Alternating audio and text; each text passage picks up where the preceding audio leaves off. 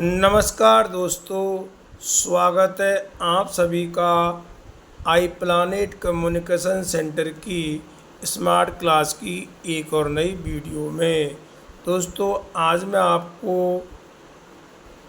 22 दिसंबर 2024 को जो RSCIT का पेपर हुआ था उसके क्वेश्चंस और आंसर बताने जा रहा हूं।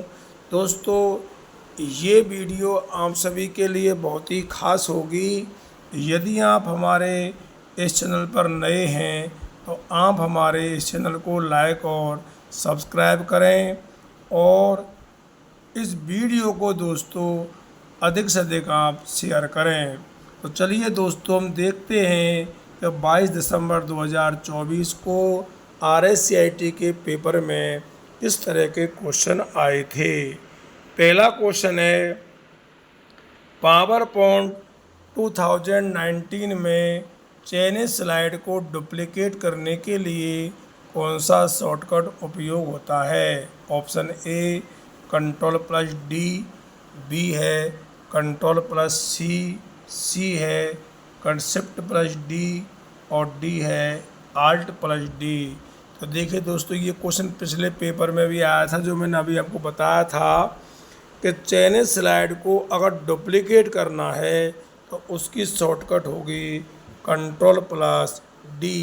तो ए इस क्वेश्चन का सही आंसर है। और दोस्तों, शो आंसर पर क्लिक करके हम इस क्वेश्चन का आंसर भी जान सकते हैं। अगला क्वेश्चन देखिए, माइक्रोसॉफ्ट वर्ड 2019 में फाइंड एंड रिप्लेस फंक्शन का क्या कार्य है। ऑप्शन ए, ये बरतने की गलतियों को ढूंढता है।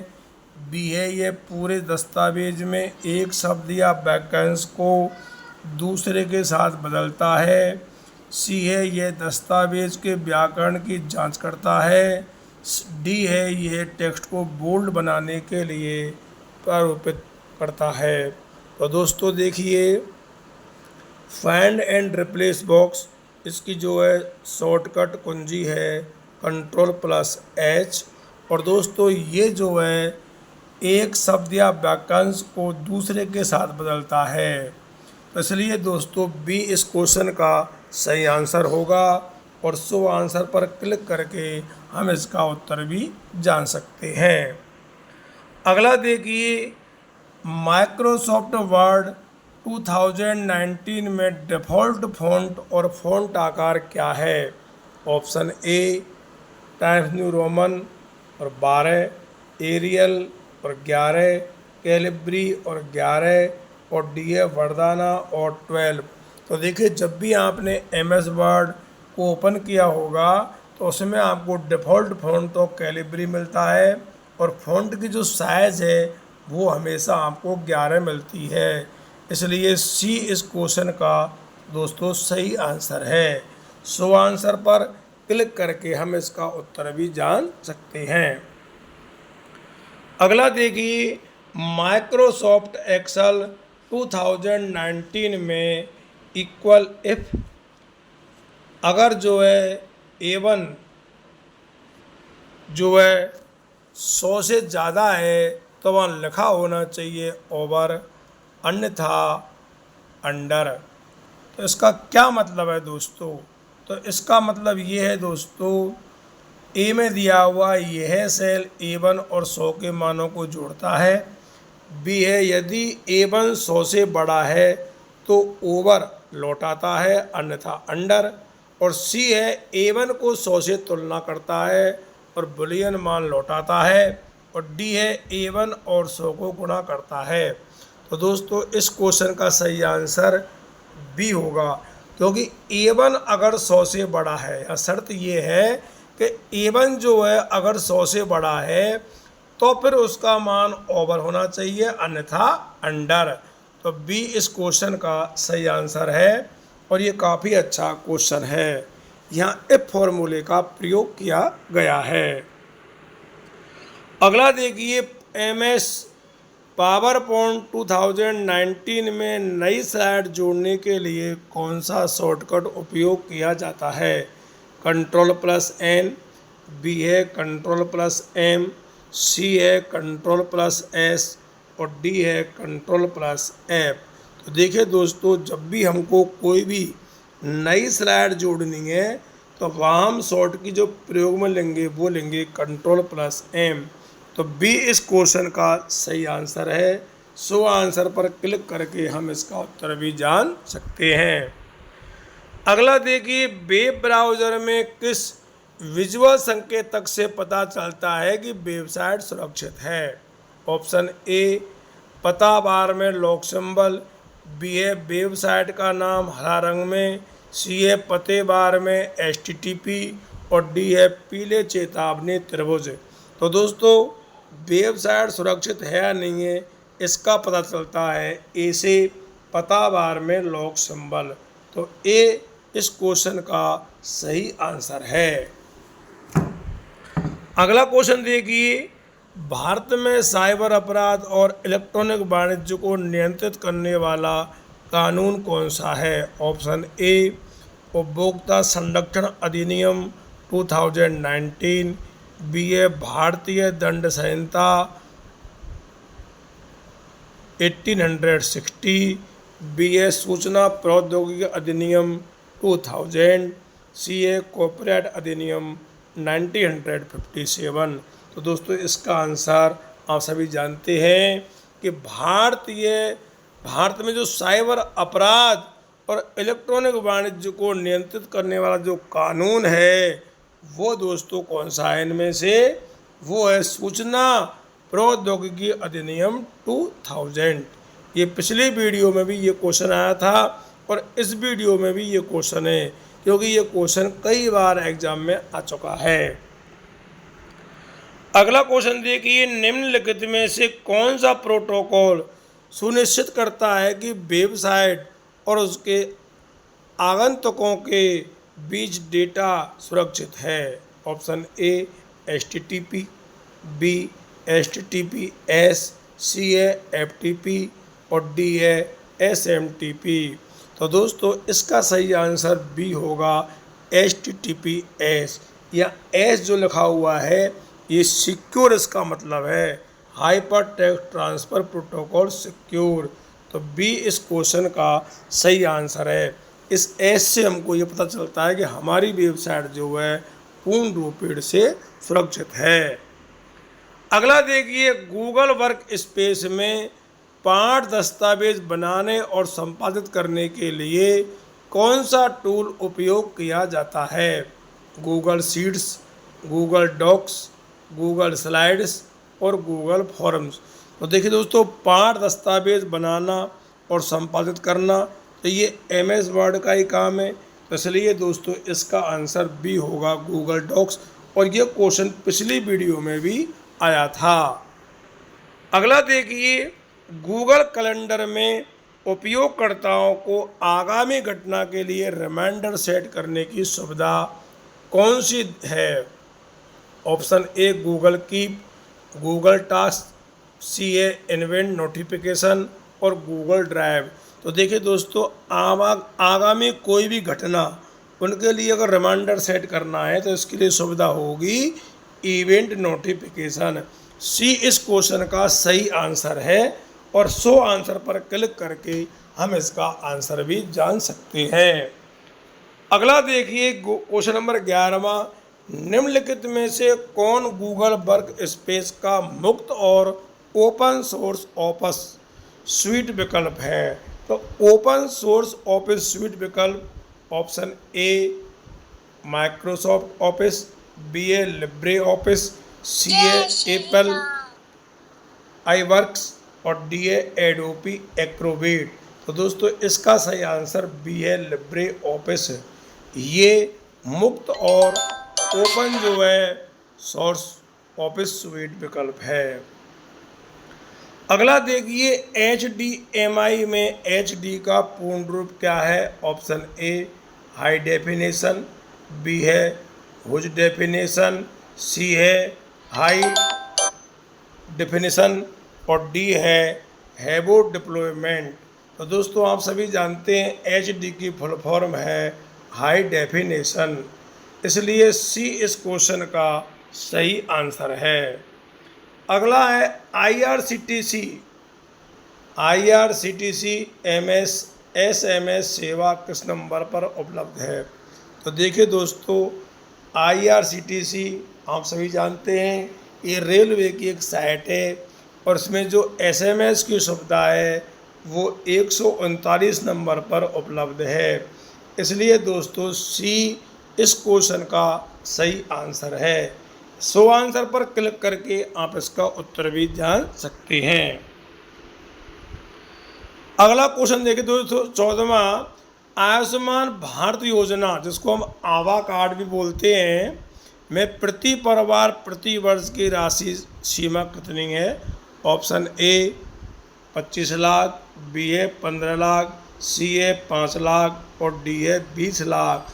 तो दोस्तों आप सभी जानते हैं कि आयुष्मान भारत योजना में प्रति परिवार प्रति वर्ष जो राशि सीमा है वो 5 लाख है। इसलिए दोस्तों इस क्वेश्चन का आंसर सी होगा। सो आंसर पर क्लिक करके आप इसका उत्तर भी देख सकते हैं। 15वां क्वेश्चन देखिए, एमएस वर्ड 2019 में पेज ओरिएंटेशन विकल्प किस टैब के अंतर्गत उपलब्ध है।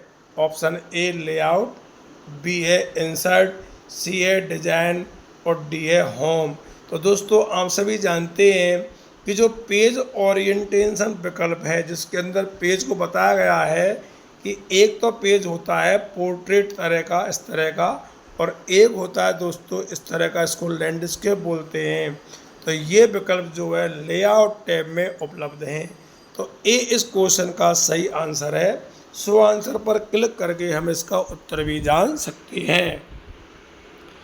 क्वेश्चन नंबर 16वां देखिए, माइक्रोसॉफ्ट एक्सेल 2019 और 2003 की फाइल एक्सटेंशन क्या है। तो दोस्तों एक्सेल का क्वेश्चन है।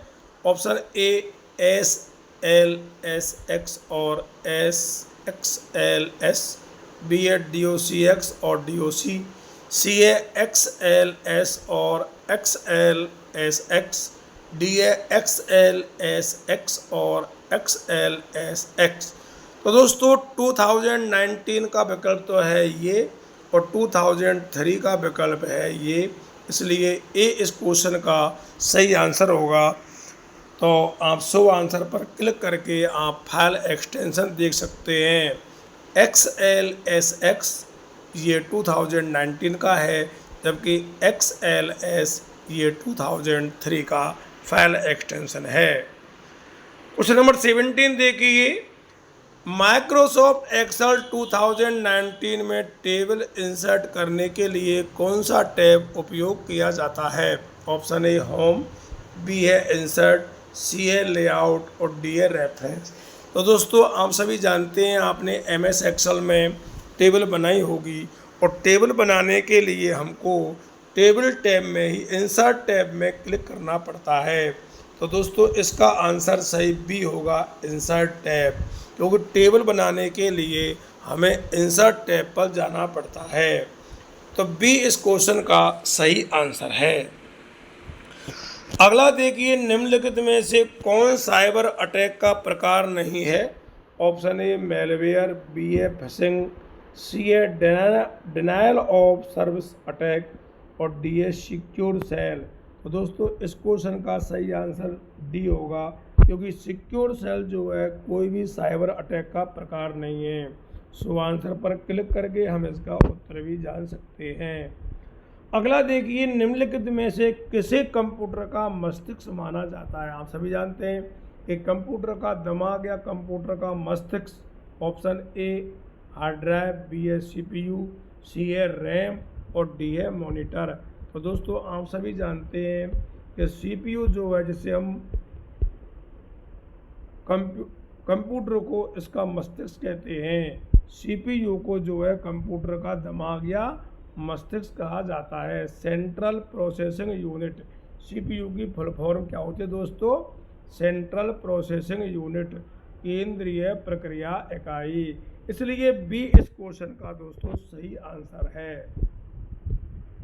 अगला देखिए, ऑपरेटिंग सिस्टम का प्राथमिक कार्य क्या है। ऑप्शन ए डेटा को प्रोसेस करना, BA हार्डवेयर और सॉफ्टवेयर संसाधनों को नियंत्रित करना, CA गणना करना और DA इंटरनेट कनेक्टिविटी प्रदान करना। तो दोस्तों पिछली वीडियो में भी ये क्वेश्चन आया था कि OS का जो प्राथमिक कार्य है वो है हार्डवेयर और सॉफ्टवेयर संसाधनों को नियंत्रित करना, इसलिए बी इस क्वेश्चन का सही आंसर है। सो आंसर पर क्लिक करके हम इसका उत्तर भी देख सकते हैं। अगला देखिए, कंप्यूटर में रैम का पूर्ण रूप क्या है? Option A random access memory, B a readable access memory, C a read and modify और D a random arithmetic machine. तो दोस्तों आप सभी जानते हैं कि रैम जो है उसकी फुल फॉर्म है रैंडम एक्सेस मेमोरी। ए इस क्वेश्चन का सही आंसर है। सो आंसर पर क्लिक करके हम इसका उत्तर भी जान सकते हैं।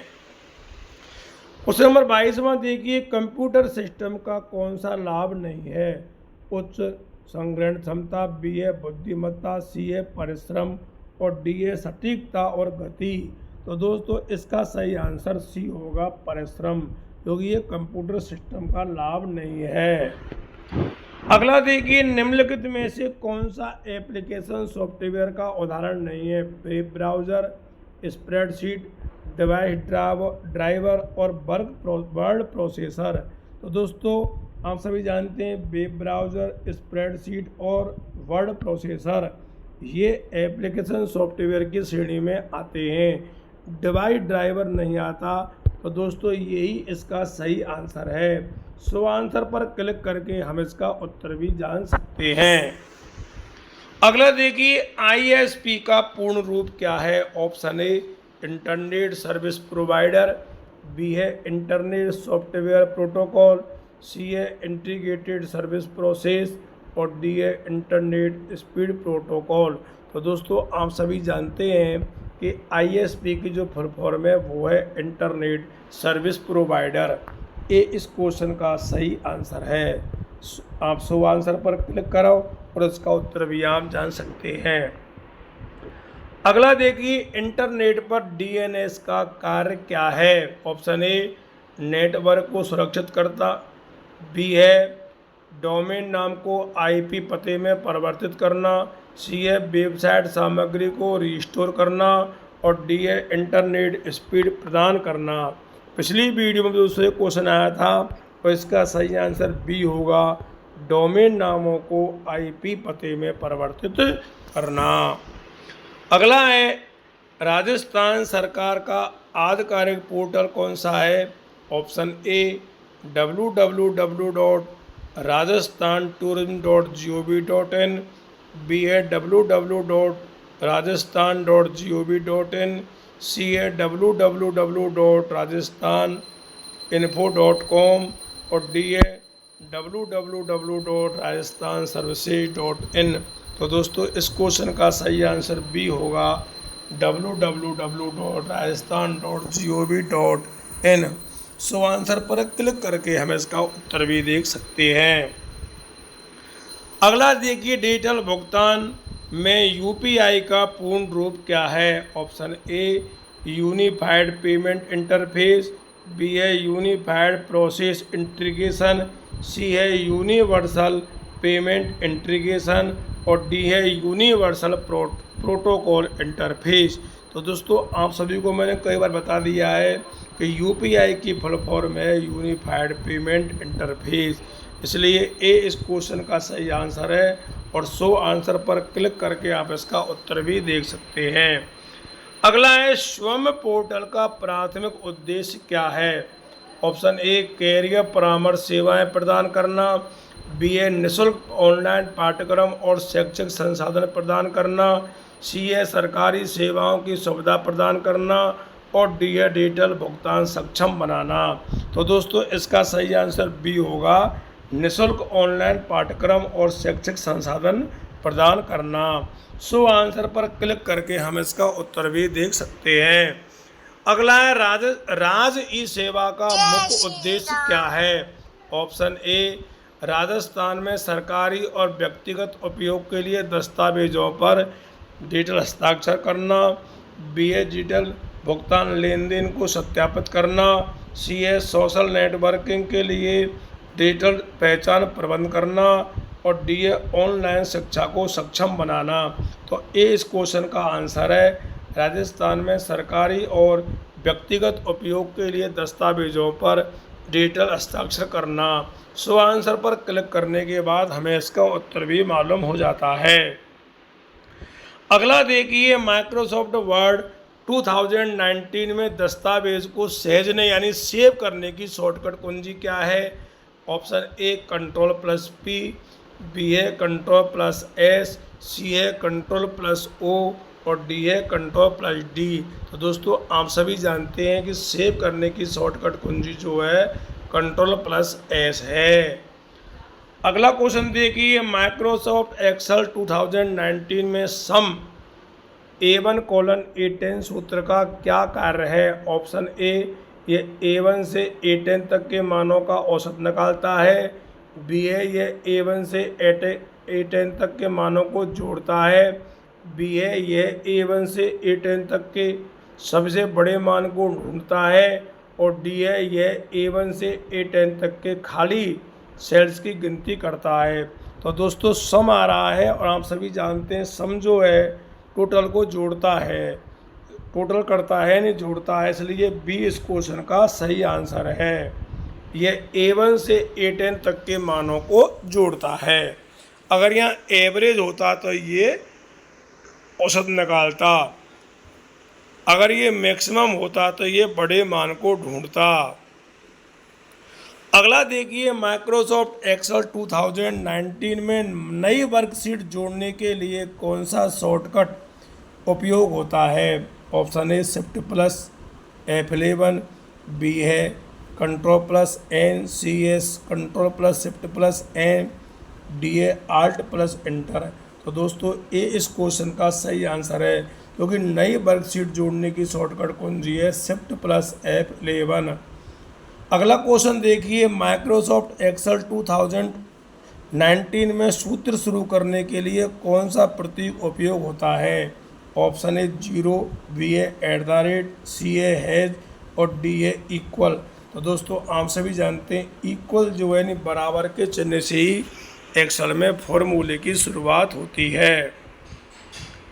माइक्रोसॉफ्ट एक्सेल 2019 में कौन सा फीचर पंक्तियां या स्तंभों को स्थिर यानी फ्रीज करके देखने में आसानी प्रदान करता है? ऑप्शन ए स्प्लिट, बी है फ्रीज पेन, सी है व्यू लॉक, डी है प्रोटेक्ट सीट। तो दोस्तों आप जब जानते हैं कि फ्रीज पेन इसका सही उदाहरण है, उत्तर है, इसलिए बी इस क्वेश्चन का सही आंसर है।